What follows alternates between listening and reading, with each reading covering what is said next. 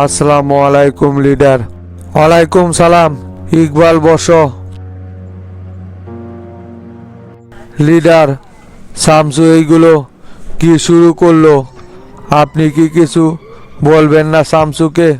দিনের পর দিন শামসু একের পর এক উল্টো পাল্টো সিদ্ধান্ত নিয়ে যাইতেছে। লিডার, আপনি শামসুকে কোনো কিছুই বলতেছেন না। এখন দেখেন দেশকে কতটা অস্থিরতার মাঝে ফেলে দিয়েছে শামসু। শুনলাম ঢাকা বিশ্ববিদ্যালয়ে নাকি ছাত্রদের সাথে পুলিশের সেই সংঘর্ষ হচ্ছে।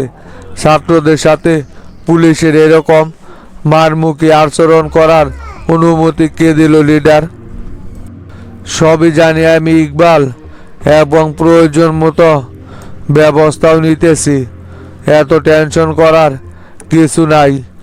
আমি সব কিছু পরিস্থিতি পর্যবেক্ষণ করতেছি ইকবাল। শামসু যে সিদ্ধান্ত নিছে এটা দ্রুত সমাধান করার রাস্তা খুঁজে বের করতেছি। ছাত্রদের উপর পুলিশের এরকম মারমুখী আচরণ করাটা কোনোভাবেই কাম্য হয় নাই। এখন তাহলে কি করবেন লিডার? পুলিশকে যত দ্রুত সম্ভব ক্যাম্পাস থেকে বের করে নিয়ে আসেন। তা না হলে ওইখানে যদি কোনো রকমের কোনো অঘটন ঘটে যায় তাহলে কিন্তু সারা বাংলাদেশে এটা বিস্ফোরণের মতো ছড়িয়ে যাবে। নাগরিক পার্টি কিন্তু এইটাই চাইতেছে যে পুলিশের সাথে ছাত্রদের ভয়াবহ একটা গ্যাঞ্জাম তৈরি হোক, আর এটার সুযোগ নিয়ে ওরা জনতা পার্টির বিরুদ্ধে আন্দোলনে সক্রিয়ভাবে মাঠে নামতে পারবে এবং ছাত্রদেরও সাপোর্ট পাবে। তখন কিন্তু আমাদের সরকার টিকিয়ে রাখা মুশকিল হয়ে যাইব। শামসুর কারণে আজকে জনতা পার্টি বিলুপ্তের মুখে পড়ে গেছে লিডার। ক্ষমতার মেয়াদ থাকতেও আমাদের মনে হয় চেয়ার এবার ছেড়ে দিতে হবে। কি যে বলো না ইকবাল, ক্ষমতার চেয়ার ছাড়া লাগবে মানে? আমরা কি এমনি এমনি ক্ষমতায় আইছি নাকি যে নাগরিক পার্টির আন্দোলনের মুখে পড়ে ক্ষমতার চেয়ার ছেড়ে দিব? তোমরা কি এত তাড়াতাড়ি হাল ছেড়ে দিলে ইকবাল? তোমরা না এক একটা লড়াকু সৈনিক? ১/১১ আন্দোলনের কথা সবাই ভুলে গেছো নাকি? বিরোধী দলের এই সামান্য হুঙ্কারে আমাদেরকে আমাদের চেয়ার ছেড়ে দিতে হইব? তাছাড়া আর উপায় কি? শামসু একের পর এক ভুল সিদ্ধান্ত নিয়ে যাইব, এর মাসুল কি পুরো দল জুড়া দিতে হইব নাকি? শামসুর কথায় আপনি দলের সিনিয়র নেতা কর্মীদেরকে জেলে বন্দি করে রেখেছেন। দলের অধিকাংশ নেতাকর্মী চাক যে মোল্লা গ্রুপ আবারও দলে সক্রিয়ভাবে রাজনীতি করুক। অতীত ভুলে তারা যেন আবারও সে আগের মতো মিলেমিশে রাজনীতি করে যায়। কিন্তু আপনি তো শামসুর কথায় কাউকে বের করতেছেন না।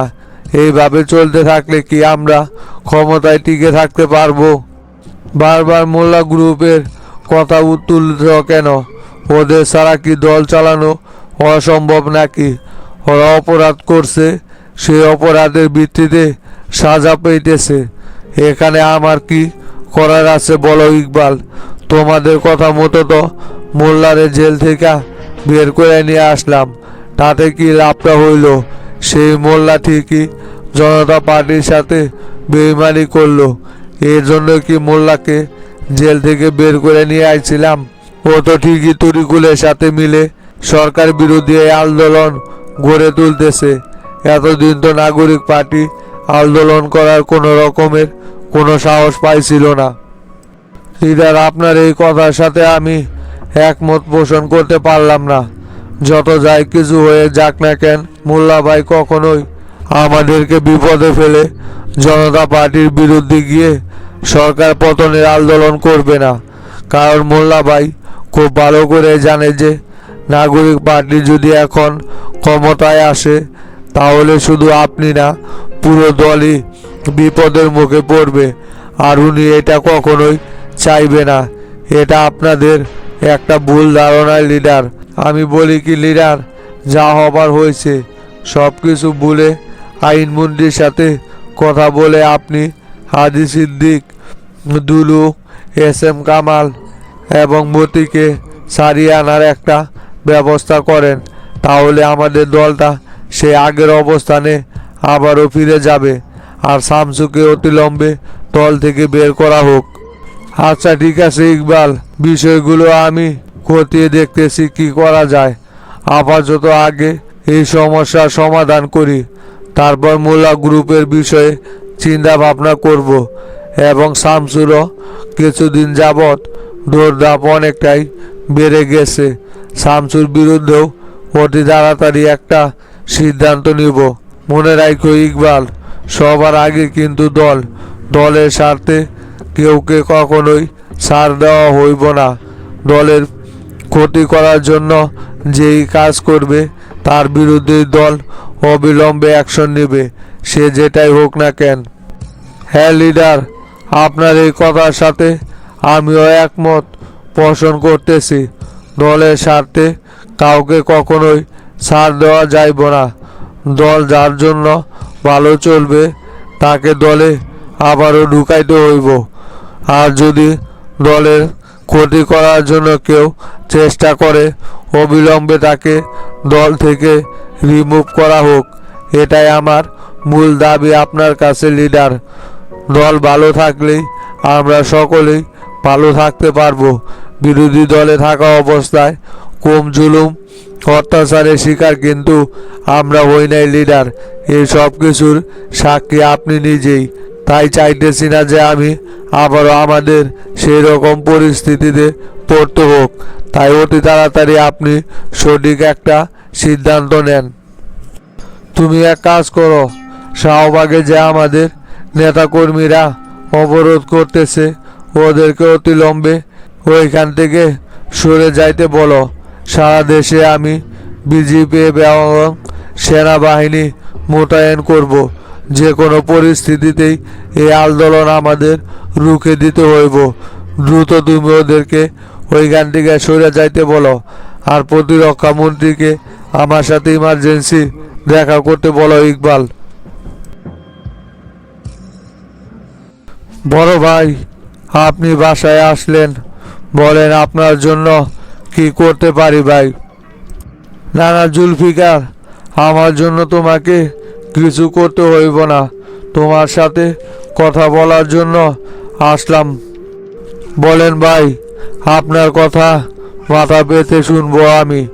আপনার মতো বড় ভাইয়ের উপদেশ আমার জন্য খুবই প্রয়োজন।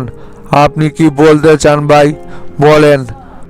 শোনো জুলফিকার, তুমি তো ভালো করেই জানো আমি স্বতন্ত্র প্রার্থী থেকে বগুড়া ৭ আসনে তোমাদের প্রতিপক্ষ হিসাবে নির্বাচন করতেছি।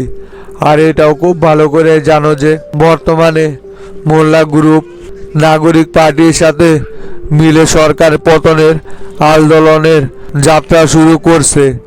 তাই আমরা এখন সকলেই একজোট হয়ে কাজ করতেছি।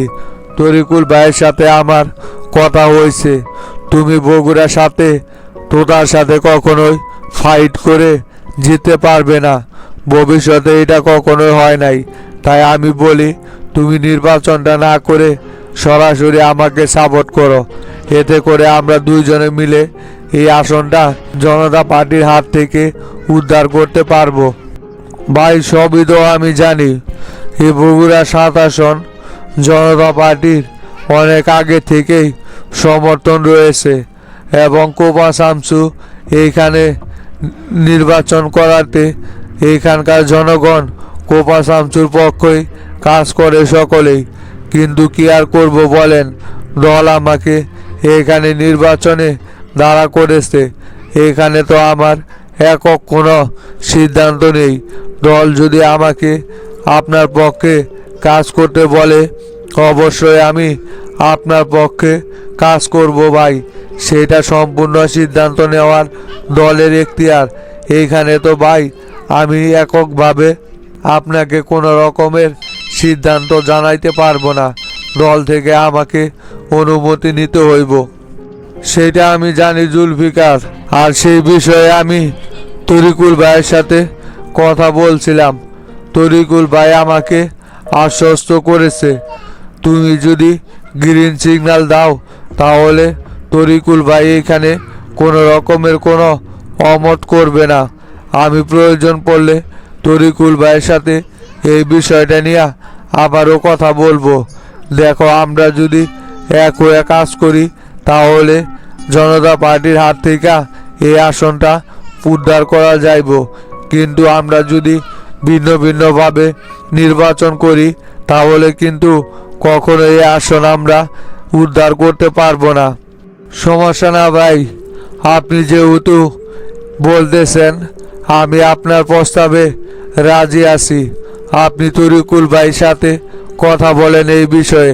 তরিকুল ভাই যদি আমাকে আপনার হয়ে নির্বাচন করতে বলে তাহলে অবশ্যই আমি আপনার হয়ে নির্বাচন করব। আর বর্তমানে দেশের যে পরিস্থিতি, বগুড়ার নির্বাচন অনুষ্ঠিত হয় নাকি সেটা নিয়েই তো সংকটে আছি। কালকে তরিকুল ভাইকে ফোন দিয়েছিলাম আমি। তরিকুল ভাই বলল নির্বাচনের চিন্তা বাদ দিয়ে জনতা পার্টিকে আন্দোলনের মাধ্যমে ক্ষমতাচ্যুত করতেছি, সেই বিষয়ে চিন্তা ভাবনা করো। যে কোনো সময় বগুড়াতে আমাদের আন্দোলন গড়ে তুলতে হইব। নির্বাচন হয় কিনা সেটা নিয়েই তো এখন সংশয়ের ভিতরে পড়ে গেলাম। সেটা আমিও কিছুটা শুনছি জুলফিকার, সমস্যা নাই। বগুড়াতে আন্দোলন গড়ে তুললে আমাদের লোকও তোমাদের পক্ষ হইয়া কাজ করে যাইব। জনতা পার্টিতে ত্যাগী নেতাদের কোনো রকমের কোনো মূল্যায়ন নেই। মোল্লা গ্রুপকে শামসু যেভাবে জনতা পার্টি থেকে মাইনাস করছে, এতে করে জনতা পার্টির পতন নিশ্চিত। সারা বাংলাদেশের মতো বগুড়াতেও তোমার হয়ে আমরা কাজ করে যাইব, কথাটা মনে রাখো। উঠলাম তাহলে এখন জুলফিকার। আচ্ছা ঠিক আছে ভাই, আসসালামু আলাইকুম। শামসু, দেশে এইগুলো কি শুরু হয়ে গেল রে? একের পর এক আন্দোলন তৈরি হইতেছে, তোরা কি করতেছিস? সেলিম কোথায়? আর কোথায় গেছিলি তুই? কোথা থেকে আসলি? গেছিলাম গুরু প্রেসিডেন্টের সাথে বৈঠক করতে। সেইখান থেকে প্রতিরক্ষা মন্ত্রণালয়ে যায়া বিজিবি মোতায়েন করলাম দেশে পরিস্থিতি নিয়ন্ত্রণ করার জন্য। সেলিম ভাই বর্তমানে স্বরাষ্ট্র দপ্তরেই অবস্থান করতেছে। ঢাকা ভার্সিটির ক্যাম্পাসের অবস্থা খুব একটা ভালো না। ওইখানে নাকি ভয়াবহ হামলা হইতেছে পুলিশের সাথে। আমি একটা জিনিস বুঝতে পারলাম না লিডার, ক্যাম্পাসে হঠাৎ কইরা ছাত্রদের কাছে এরকম আধুনিক অস্ত্র শস্ত্র কে দিল? বুঝতেছিস না শামসু? এখানে মোল্লা আর তরিকুল প্ল্যান কইরা ওদের লোকজন ঢুকিয়ে দিয়েছে। সাধারণ ছাত্রদের সাথে মিলে ওরা পুলিশের উপর এরকম আগ্রাসী আচরণ করতেছে, যাতে করে পরিস্থিতিটা অন্যরকম একটা লেভেলে নিয়ে দেওয়া যায়। আমি তো ভয় পাইতেছি পুলিশ আবার সাধারণ ছাত্রদের উপর আক্রমণ করে না বসে, তাহলে তো সারা বাংলাদেশের ছাত্র জনতা পার্টির বিরুদ্ধে রাস্তায় নেমে যাবে। তখন পরিস্থিতি সামাল দেওয়াটা তো খুবই মুশকিল হয়ে পড়বে রে শামসু। তার লিডার এই ব্যাপারে কি বলল তোরে? লিডার আর কি বলবে? ওনার ধারাভাষ্য মতে আমি নাকি জনতা পার্টিকে এই বিপদের সম্মুখীন করেছি। উনি সম্পূর্ণ দোষ এখন আমার ঘাড়ে চাপাই দিতেছে, আর এই পরিস্থিতি নিয়ন্ত্রণ করার দায়িত্ব আমারে দিছে। আমি তো চাইছিলাম এরকম একটা পরিস্থিতি তৈরি কইরা নাগরিক পার্টির যারা আত্মগোপনে আছে ওদেরকে সামনে বের করে নিয়ে আসার জন্য, কিন্তু লিডার তো বিষয়টা নিয়ে খুব তাড়াহুড়া করতেছে। মনে হইতেছে না তো প্ল্যান মতে কাজ করতে পারবো এই লিডারের চাপে। আমি তো তোরে আগেই বলছিলাম শামসু, একা একা কোনো সিদ্ধান্ত নিতে যাস না, সকলের সাথে আলোচনা করে তারপর যে কোনো সিদ্ধান্ত নিস। আমি তো জানতাম যদি তোর সিদ্ধান্তে কোনো রকমের কোনো ভুল হয়ে থাকে তাহলে এর দায়ভার সম্পূর্ণ তোকে নিতে হইব। আর যদি সঠিক সিদ্ধান্ত নেস তাহলে এর ক্রেডিট পুরো জনতা পার্টি নিব। সেই জন্যই তোরে আমি সকলের সাথে মতামত নিয়ে তারপর যে কোনো সিদ্ধান্ত নিতে বলছিলাম। দেখলি তো এখন পরিস্থিতিটা কি দাঁড়াইলো আইসা। এত চাপ নিতে পারবো না গুরু, যা হবার হবে। সম্রাটে পাঠাইছি, দেখি ওই কি নিউজ পাঠায়। প্রয়োজন পড়লে দেশে সেনা মোতায়েন করব। এখন ভিতরে গেলাম গুরু, পরে দেখা করব আপনার সাথে। শামসু, তাইলে এখন কি করবা তুমি? পরিস্থিতি তো সম্পূর্ণই আমাদের নাগালের বাইরে চলে যাইতেছে। প্রেসিডেন্ট যে পরিমাণের রাগ হয়েছে, এতে করে তো বিষয়টা সম্পূর্ণ অন্যরকম মনে হইতেছে। যেভাবে হোক আমাদেরকে এই পরিস্থিতি ঠিক করতে হইব শামসু। দেখতেছি সেলিম ভাই কি করা যায়। আগে যেভাবে হোক কলেজ ক্যাম্পাস ঠান্ডা করতে হইব, তারপর বাইরের পরিস্থিতি দেখতেছি আমি। আপাতত শাহবাগ থেকে আমাদের নেতা কর্মীদেরকে সরে যেতে বলেন, তা না হলে যে কোনো সময় ওরা ওদের উপর আক্রমণ করে বসতে পারে। আর শাহবাগে যে পুলিশ সদস্যরা নিয়োজিত আছে তাদেরকে ইমার্জেন্সি বিশ্ববিদ্যালয়ের ক্যাম্পাসে চলে যেতে বলেন।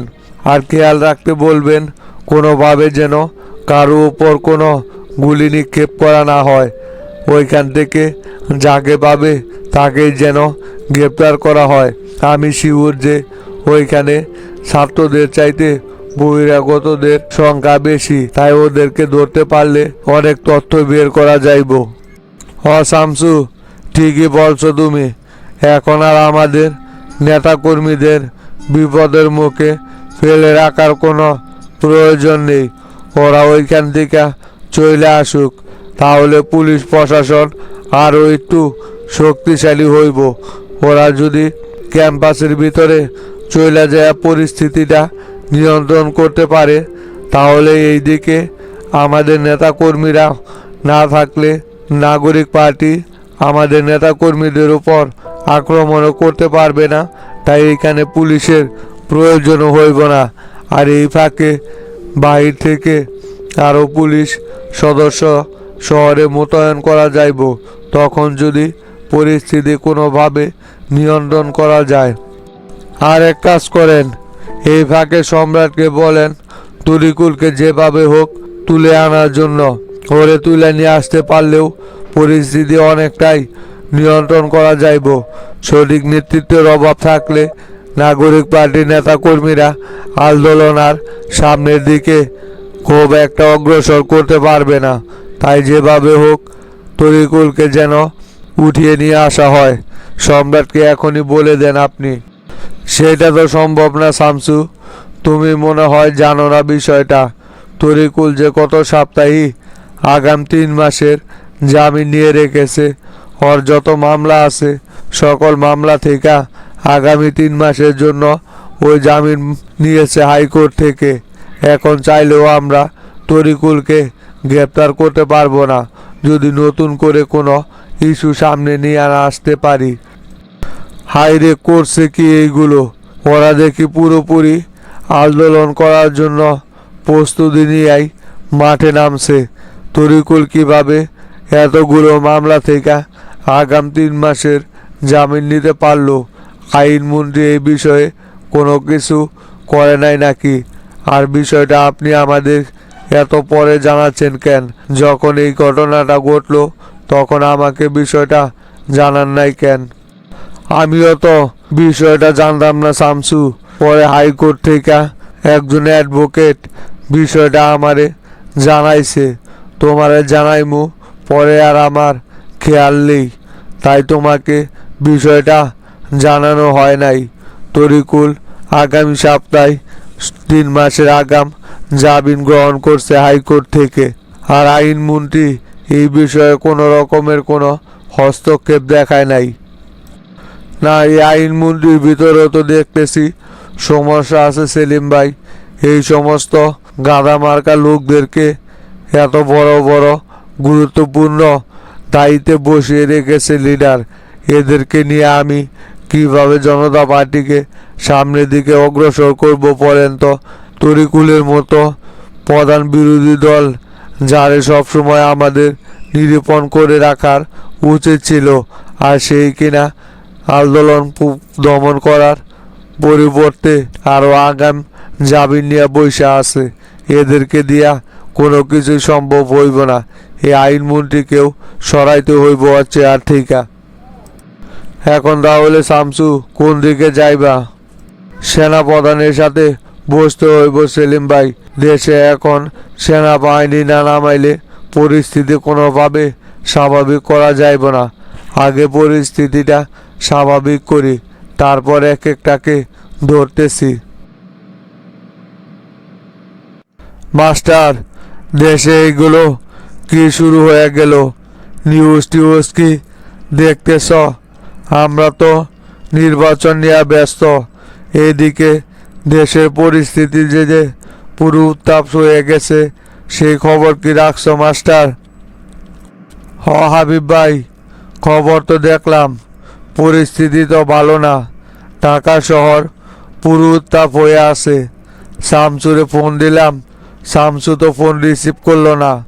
মনে হয় এই বিষয় নিয়ে ব্যস্ত আছে। ঢাকা ভার্সিটিতে নাকি ছাত্রদের সাথে পুলিশের ব্যাপক সংঘর্ষ হইতেছে।